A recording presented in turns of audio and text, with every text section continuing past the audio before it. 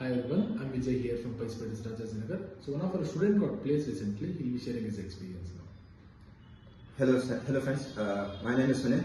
So I recently pursued my bachelor's degree in electronics and communication from KV Institute of Technology, Hubli. So I'm a 2024 grad. So throughout my academic career, I had a good foundation in software technologies and also in my core electronic domain. So after my undergrad, I came here at the November month. So from the November month till now, I had a great learning exposure, learning the Python core, the stream like Python development and analysis. So both the learning had got me a very good career path for me in the future perspective. And both the sirs like Keshav sir, Alex sir and Salva sir, and coming to my data analysis sir like Vijay sir, had backing me up throughout the entire training journey.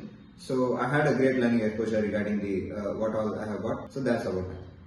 Very good. So and what and all other activities you have done here which helped you to get placed or something?